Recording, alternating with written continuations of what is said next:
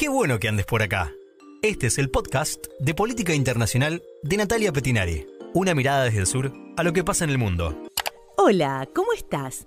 El Comité Noruego ha entregado el Premio Nobel de la Paz 2024 a la organización japonesa Nihon Hidankyo, fundada por sobrevivientes de los únicos ataques atómicos que ha sufrido la humanidad a las ciudades de Hiroshima y Nagasaki durante la Segunda Guerra Mundial. Actualmente son 9 los países que poseen armas nucleares. En los últimos años, todos siguieron modernizando sus arsenales y vienen desplegando nuevos sistemas con tecnología de punta que ha ido aumentando y mejorando enormemente las capacidades nucleares de todos. Según datos publicados por el CIPRI, el Instituto Internacional de Estudios Estratégicos de Estocolmo, el gasto militar mundial fue en el 2023 de un 9% superior al del año anterior y alcanzó un valor de 2,2 billones de dólares. Se trata de una cifra superior al PBI de un país, por ejemplo, como Italia. Todo apunta a que esto seguirá creciendo. Sobre el rearme que puso o que intentó poner en agenda el Comité del Premio Nobel de la Paz y de cómo está la situación global actual en el tema de arsenal y de armas nucleares, de esto vamos a hablar en el podcast de hoy. Comenzamos. Este 2024, el varias veces controvertido Premio Nobel de la Paz, se ha entregado a la organización japonesa Nihon Hidankyo, que es una organización que fue fundada por sobrevivientes de los ataques atómicos a las ciudades de Hiroshima y Nagasaki durante la Segunda Guerra Mundial. La primera bomba fue sobre Hiroshima el 6 de agosto de 1945 y la segunda el 9 de agosto sobre Nagasaki. El Comité Noruego expresó que la entidad fue premiada por sus esfuerzos para lograr un mundo libre de armas nucleares y demostrar, a través de testimonios de testigos, que las armas nucleares nunca deben volver a utilizarse.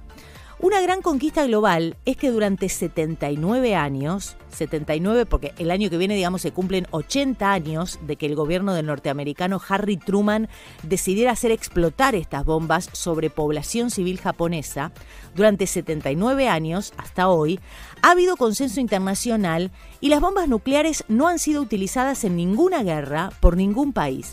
Sin embargo, todo puede cambiar en cualquier momento, porque las principales potencias del mundo en los últimos años no han hecho más que rearmarse. A ver, reveamos un poquito la cuestión. Tras la Segunda Guerra Mundial, las naciones con armamento nuclear optaron por una política de disuasión sustentada en la noción de que los ataques nucleares masivos llevarían a la destrucción mutua asegurada. Esta destrucción mutua asegurada fue el eje doctrinal que definió la relación entre Estados Unidos y la Unión Soviética durante la Guerra Fría. Existía el consenso de que ninguna potencia nuclear daría el primer paso en un ataque porque la represalia sería igualmente de destructiva o incluso peor. Esto se llama destrucción mutua asegurada. Y en 1968, la gran mayoría de los países del mundo firmaron el Tratado de No Proliferación Nuclear que entró en vigor en 1970. Este tratado busca evitar la propagación de las armas nucleares y tecnología armamentística. Y también promueve la cooperación en el uso pacífico de la energía nuclear y el desarme. El tema está en que solo a unos pocos estados se les permitió la posesión de armas de destrucción masiva y son los 5 miembros permanentes del Consejo de Seguridad de la ONU los únicos habilitados a tener armas nucleares. Esto es Estados Unidos, Reino Unido, Francia, Rusia y China. Y una de las grandes críticas hacia el tratado es que crea de hecho un pequeño club de países de élite nuclearmente ricos y otro enorme grupo de países nuclearmente pobres. Es debido a la prohibición de tener legalmente armas nucleares aquellas naciones que no la habían tenido antes de 1967. Casi todos los países del mundo son signatarios de este tratado, excepto 5 países: India, Israel, Corea del Norte, Pakistán y Sudán del Sur. De acceder a este tratado, estos estados deberían hacerlo como estados no nuclearmente armados, por lo cual tendrían la obligación de desmantelar sus arsenales. Actualmente se considera que en el mundo hoy son 9 los países que poseen armas nucleares, además de los 5 miembros permanentes del Consejo de Seguridad. Se encuentran India, Pakistán, Corea del Norte e Israel, aunque Israel no lo reconoce públicamente. En un reciente informe del CIPRI, del Instituto Internacional de Estudios para la Paz de Estocolmo, se estima que a nivel global ha aumentado el número y los tipos de armas nucleares en fase de desarrollo, lo que significa que las potencias nucleares están modernizando y mejorando sus arsenales. El informe del CIPRI alerta que el gasto militar mundial creció un 6,8% en el 2023, el nivel más alto desde 1949. Si bien este gasto aumentó en todos los continentes, Estados Unidos y China lideran el ranking, aunque Estados Unidos triplica las expensas militares chinas. La tendencia es global y afecta a algunas regiones más que otras, pero veamos situaciones. Veamos. Por ejemplo, Europa. En Europa aumentó el temor a la ampliación de un conflicto debido a la escalada bélica rusa en Ucrania y también las perspectivas de regreso al poder en Estados Unidos de un Donald Trump que está muy poco comprometido con la OTAN, que busca que Europa se encargue de su propia seguridad. Y estas son causas que aportan a este temor. En varias oportunidades Trump ha dicho que si él es presidente, la guerra en Ucrania hubiera terminado o terminaría rápidamente. El ex primer ministro neerlandés, que es Mark Rutte, que ahora desde el 1 de octubre lidera la OTAN, ya avisó que va a luchar tenazmente por aumentar el presupuesto comprometido por los Estados miembros. Rutte es un feroz crítico de la Rusia de Putin y considera que el régimen ruso avanzará sus intereses sin miramientos. Alemania también ha tenido un punto de inflexión con la guerra en Ucrania, modificando la política de defensa que mantuvo por décadas. Aunque no está exenta de ambigüedades, Alemania ha aprobado el mayor gasto en defensa de los últimos 83 años. Y su actual ministro de Defensa, Boris Pistorius, y encargado de ejecutar este abultado presupuesto, se ha encumbrado como uno de los políticos más populares del país y con amplias posibilidades de suceder al canciller Scholz. Esto dice mucho también de la mirada de la sociedad alemana. Además, el CIPRI, en su informe, consideró que Reino Unido está incrementando su stock nuclear y que Francia continúa con varios programas de desarrollo que incluyen a un submarino nuclear lanzamisiles balísticos de tercera generación. La militarización de Europa no es nueva. No ha evitado la guerra en Ucrania, por ejemplo. Europa ya se encuentra entre las regiones con mayores capacidades militares del mundo, según varios indicadores de militarización, como por ejemplo el gasto militar, el personal militar o la posesión de armamento. Los países de la Unión Europea atesoran el segundo gasto militar más grande del mundo, solo por detrás de Estados Unidos. Europa, Estados Unidos y la OTAN dedican muchos más recursos que Rusia a gastos militares. En el 2022, y hablamos siempre según datos de CIPRI, de gasto militar, los países de Europa Occidental y Central tienen un gasto militar 4 veces superior al ruso. Estados Unidos multiplica a Rusia por 11 del presupuesto militar y el conjunto de países de la OTAN lo multiplican por 14. Otra región en alerta es la de Asia-Pacífico. El constante crecimiento de China, que de la mano de su largo auge económico promueve una constante mejora y ampliación de sus capacidades militares, le permite al país ser un actor desestabilizante. Estos incrementos, unidos a planteamientos que despiertan recelos en la región, han promovido el aumento del esfuerzo de otros países de la zona, como Japón o Australia o, Corea del Norte también. Dos cosas al respecto que ocurrieron ahora, esta semana, en los últimos días, a mediados de octubre de 2024. China desplegó ejercicios militares alrededor de Taiwán y aumentó la tensión en la región. Lo que dice el gobierno de la isla es que en los simulacros participaron 17 buques de guerra chinos y 125 aviones militares. Esto fue la mayor cantidad de vehículos en un solo día hasta ahora. Pekín dijo que se trató de una advertencia por los actos separatistas del presidente taiwanés. Lo cierto es que acá, si quiere realmente, China ocupa Taiwán de un plumazo. Y otro de los temas es que Corea del Norte destruyó las rutas que conectan con Corea del Sur y advirtió que cortará completamente los lazos. Y no hay que olvidarse de la visita de Vladimir Putin a Kim Jong-un a Corea del Norte en junio de 2024, donde este buscó potenciar el suministro armamentístico. Los dos líderes firmaron un acuerdo de asociación estratégica que implica la defensa mutua. Y otro factor que empuja al sur a mantenerse en elevadísimo estado de alerta es que entre la retórica y las acciones de Corea del Norte se sumó la eliminación en su constitución del tradicional objetivo de Corea del Norte de una reunificación pacífica con Corea del Sur. También en esta región no hay que olvidarse de Japón. Japón, que tras la Segunda Guerra Mundial optó por el pacifismo.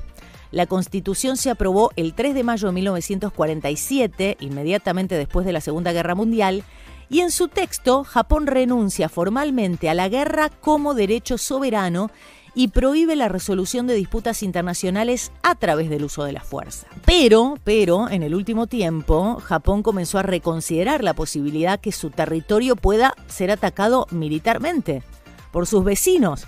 Japón atraviesa una difícil situación geopolítica. Tiene disputas marítimas con China y la amenaza norcoreana como una constante. Sus misiles han sobrevolado en 2 ocasiones territorio japonés. Si sus vecinos, China y Rusia, y Corea del Norte, desafían el orden mundial, la experiencia, ¿no?, le debería enseñar a Japón que debe prepararse. Por ejemplo, si su mayor aliado, que es Estados Unidos, llega a reconsiderar su compromiso defensivo, es imperioso para Japón dejar atrás los traumas del pasado, consolidar su relación con Corea del Sur y armarse. Por eso, el gobierno japonés decidió destinar el 2% de su PBI a gastos en defensa durante el próximo quinquenio, lo que le permitirá aumentar su presupuesto de defensa hacia 2027 en un 60%. Otra región hoy muy al rojo vivo es Medio Oriente. Medio Oriente se encuentra en plena espiral turbulenta por las hostilidades entre Hamás e Israel y ahora se extiende a Líbano, a Hezbolá y probablemente a Irán.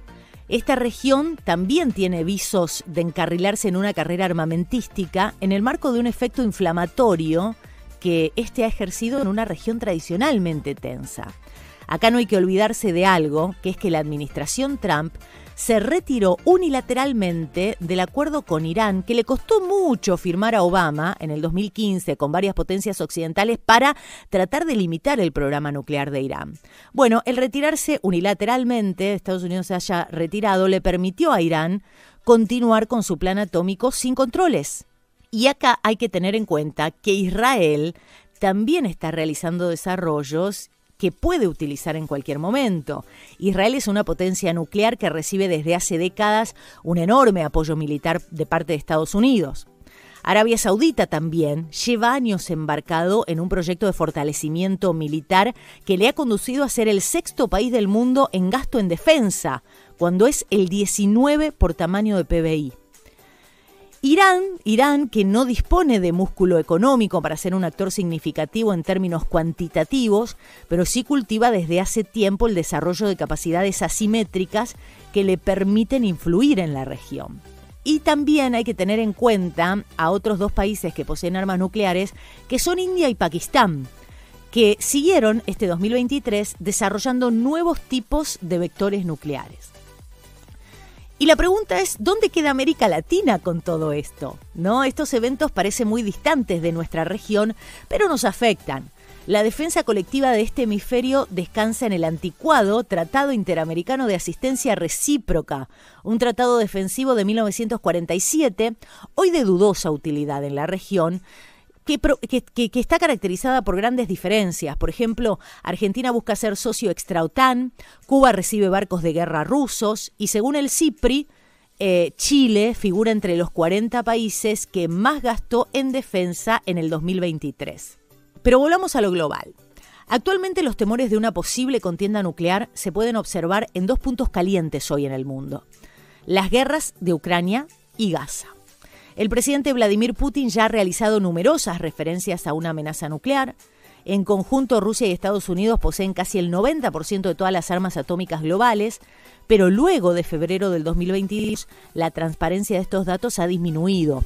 Varias fuentes públicas han afirmado, por ejemplo, que el gobierno ruso desplegó armas atómicas en Bielorrusia, en su país vecino y aliado, aunque no existen pruebas visuales concluyentes que puedan respaldar esta afirmación. Esto se produce mientras el Kremlin ha convertido a Rusia en una economía de guerra en la que, según datos mencionados por varias fuentes, 1/3 del presupuesto del Estado es utilizado para sostener la invasión de Ucrania. Lo cierto es que la gran beneficiada en todo esto es la industria militar. Seguimos con datos del CIPRI. Según el top 100 de empresas de armas del CIPRI, la industria militar occidental y de sus aliados suponen más del 70% de las principales empresas de armas del mundo, donde las rusas son minoría. Si bien es cierto que Rusia está desarrollando una economía de guerra que hace prever un largo conflicto en Ucrania, las empresas de armas europeas, ojo, porque conforman el segundo sector económico que más crece, solo por detrás del de la inteligencia artificial, con un 31% el último trimestre, que desde 2021 ha duplicado su cotización bursátil. La inversión de armas se ve alentada por el objetivo del 2% del PBI para gastos militares de la OTAN, que es lo que prevé el acuerdo de OTAN, ¿no? Que Europa vaya a un 2% del PBI en inversión en su propia seguridad. Para finalizar, aquellas opiniones de que más gasto militar va a evitar la guerra en Europa son opiniones infundadas en sí, ¿no? La creencia de que la carrera de armamentos va a servir para conseguir la paz solamente lo que hace es beneficiar al negocio de las armas. La guerra en Ucrania no se ha producido porque falten armas o militares en el continente europeo, sino que en Europa hay más capacidades militares que en la misma Rusia, y ello no ha evitado la invasión de Ucrania. Es más, la vía militar se ha demostrado incompetente para lograr la paz en Europa. Más que de rearme, en Europa se debería estar hablando de un alto el fuego, de negociaciones, de acuerdo de paz, de un plan de desarme y desmilitarización, ¿no? Para construir la paz. No es así hoy y los países se están rearmando. Y fíjense también esta paradoja. Actualmente más de la mitad de la inversión destinada en defensa, un 56%, no corresponde a Europa. En primer lugar está Estados Unidos, que mantiene su dominio como el país que más dinero destina a sus Fuerzas Armadas. En el 2022 invirtió un 39% del gasto global, triplicando la inversión realizada por China y 10 veces más gasto que el de Rusia, seguida por India, Arabia Saudita y Reino Unido. La segunda posición la ocupa China, ya que el gigante asiático acumula 28 años de incremento en su presupuesto de defensa, alcanzando un 63% más que hace 10 años. Y en tercer lugar, Rusia, que destinó el 4,1% de su PBI nacional. Y caso especial, por supuesto, es el de Ucrania, con un significativo aumento. Pasó del 2021 al 3,2%, al 2022 un 34% de PBI. Esto supone un crecimiento del 640%, el mayor incremento jamás registrado, por supuesto una lógica consecuencia de la guerra y que ha posicionado al país como el tercer importador de armas a nivel mundial por detrás de Qatar e India. Ahora sí, para cerrar, hay que tener en cuenta que es la paradoja de la disuasión nuclear, ¿no? De la destrucción mutua asegurada, radica en que la seguridad global se ha construido sobre la base de una amenaza, ¿no? Una amenaza de destrucción masiva. Y el Premio Nobel de la Paz, otorgado a Nihon Hidankyo, recuerda que este equilibrio es muy frágil y es tan frágil como peligroso, porque a medida que avanza la carrera armamentista, a medida que se acelera la carrera armamentista, la posibilidad de un error catastrófico o de una escalada incontrolada, se vuelve cada vez más real. Y la única forma de evitar un desastre nuclear es desmantelando estas creencias y comprometerse con el desarme mundial. Esto es muy complejo porque no está ocurriendo, sino que está ocurriendo todo lo opuesto, todo lo opuesto. Sin embargo, vamos a dar un poco de esperanza, voy a dar un poco de esperanza. Todavía estamos a tiempo. Todavía estamos a tiempo, se cumplieron 79 años de las bombas de Hiroshima y Nagasaki y el mundo, hasta ahora, no ha utilizado ninguna bomba nuclear sobre población civil.